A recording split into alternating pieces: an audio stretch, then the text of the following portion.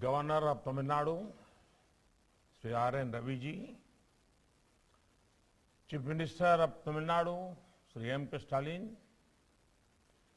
Cabinet Minister, Sri Mansukh Mandaviya ji, my colleague in the Council of Ministers, Sri L. Murugan, Bharti Pawar ji, Ministers of the Tamil Nadu government, members of Parliament, members of the Tamil Nadu Assembly, sisters and brothers of Tamil Nadu. Vanakkam.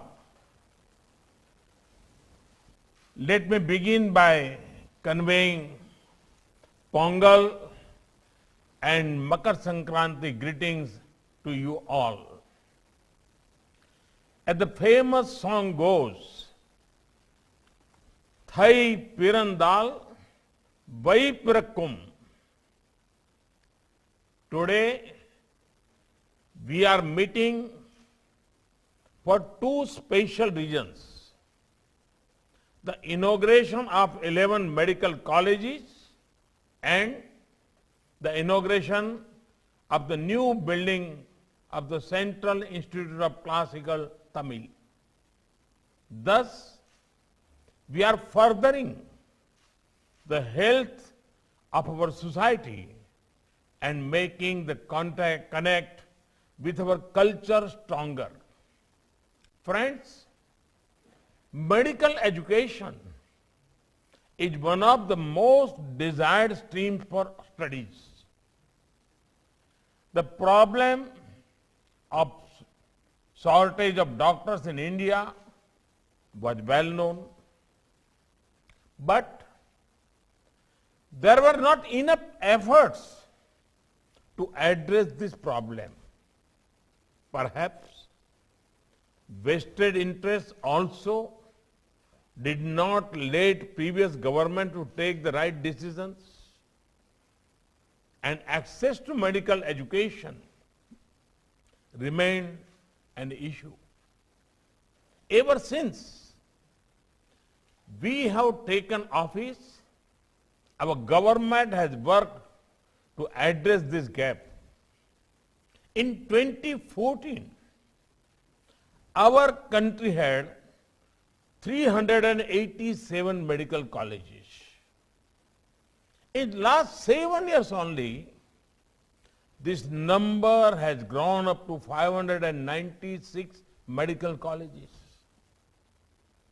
This is an increase of 54%.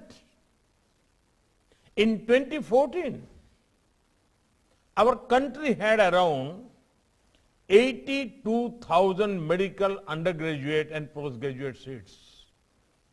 In last 7 years, this number has gone up to around 1,48,000 seats. This is an increase of about 80%. In 2014, there were only 7 AIIMS in the country. But after 2014, the number of AIIMS approved has increased to 22. At the same time, various reforms have been undertaken to make the medical education sector more transparent. Regulations for setting up medical colleges and hospitals have been liberalized without compromise on quality. Friends, I am told that this would be the first time that 11 medical colleges are being inaugurated at one stock located in any one state. Just few days back, I had inaugurated 9 medical colleges at the same time in Uttar Pradesh. So, I am getting to break my own record. It is important to address regional imbalances. In the light, it is good to see 2 of the medical colleges inaugurated are in the aspirational districts of Ramanathapuram and Virudhunagar. These are districts where the development needs require special attention. One college in the remote hilly district of the Nilgiris. Friends, the once in a lifetime COVID-19 pandemic has reaffirmed the importance of the health sector. The future will belong to societies which invest in healthcare.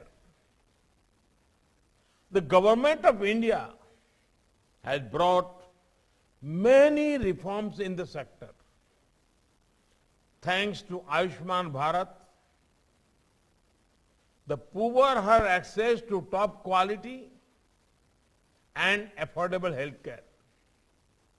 The cost of knee implants and stents have become 1/3 of what it was. PM Jan Aushadhi Yojana has brought about a revolution in access to affordable medicines.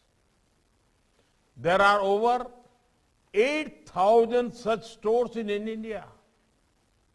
This scheme has particularly helped the poor and the middle class. The money spent on medicines has come down greatly.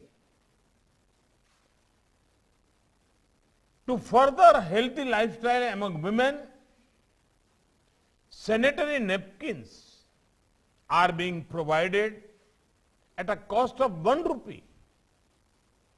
I would urge the people of Tamil Nadu to take full advantage of these schemes. The Pradhan Mantri Ayushman Bharat Infrastructure Mission aims to address the critical gaps in health infrastructure and health research, especially at district level. A support of over rupees 3,000 crore would be provided to Tamil Nadu in the next 5 years. This will help in establishing urban health and wellness centers, district public health labs, and critical care blocks across the state. The benefits of this for the people of Tamil Nadu will be immense. Friends, in the coming year, I envision India as being to go to destination for quality and affordable care. India has everything needed to be a hub for medical tourism. I say this based on the skill of our doctors. I urge the medical fraternity to look at telemedicine as well. Today, the world has also taken note of Indian practices that further wellness. This includes yoga, Ayurveda, and Siddha. We are working to make this popular in a language the world understands. Friends, the new building of the Central Institute of Classical Tamil will make Tamil studies more popular. It will also give a wider canvas to students and researchers. I am told that the Central Institute of Classical Tamil intends to translate Tirukural in various Indian and foreign languages. This is a good step. I have always been fascinated by the richness of the Tamil language and culture. One of the happiest moments of my life Watch, when I got a chance to speak a few words in the world's oldest language, Tamil, at United Nations. The Sangam classics are our window to the rich society and culture of the ancient times. Our government also had the honor to setting up Subramanya Bharati Chair on Tamil Studies at Banaras Hindu University. Located in my parliamentary constituency, this will drive greater curiosity about Tamil. When I launched a translation of Tirukural in Gujarati, I knew that the rich thoughts of this timeless work would connect with the people of Gujarat and drive greater interest in ancient Tamil literature. Friends, we have given great emphasis on promotion of Indian languages and Indian knowledge system in our National Education Policy 2020.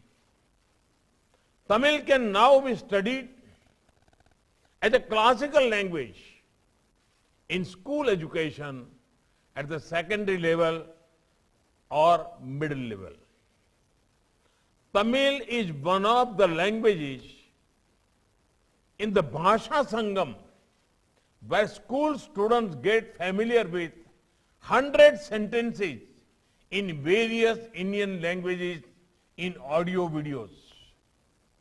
Largest e-content of Tamil has been digitized under the Bharatvani project. Friends, we are encouraging education in mother tongue and local languages at schools. Our government has also started making technical courses like engineering available to students in Indian languages. Tamil Nadu has produced many bright engineers. Many of them have become top global technology and business leaders. I call upon this talented Tamil diaspora to help develop Tamil language content in STEM courses. We are also developing an artificial intelligence-based language transition tool to translate English language online courses into 12 different Indian languages, including Tamil. Friends, India's diversity is our strength. Ek Bharat, Shresth Bharat seeks to enhance the spirit of unity in diversity and bring our people closer. When a young child in Haridwar sees a Tiruvalluvar statue and finds out about his greatness, a seed of Ek Bharat, Shresth Bharat is laid in a young mind. A similar spirit is seen when a child from Haryana visits to Rock Memorial at Kanyakumari. When children of Tamil Nadu or Kerala learn about Veer Bal Divas, they get connected with the life of message of the Sabjadas, the great sons of the soil who sacrificed their lives but never compromised on their ideals. Let us make effort to discover other cultures. I assure you that you will enjoy it. Friends, before I conclude, I would like to request you all to follow all COVID-19 related protocols, particularly mask discipline. India's vaccination drive is making remarkable progress. In the last few days, youngsters in the 15 to 18 category have begun to get their doses. The precaution doses for the elderly and healthcare workers have begun too. I urge all those who are eligible to get vaccinated, guided by the mantra of Sabka Saath, Sabka Vikas, Sabka Vishwas, and Sabka Prayas. All of us have to work together to bring a positive change in the lives of 135 crore Indians. Learning from the pandemic, we keep working to ensure inclusive and quality healthcare services to all our countrymen. We need to learn from our rich culture and build the foundation of Amrit Kal for the future generations to come. Best wishes once again to all on the occasion of Pongal. May it bring peace and prosperity to all of us. Vanakkam.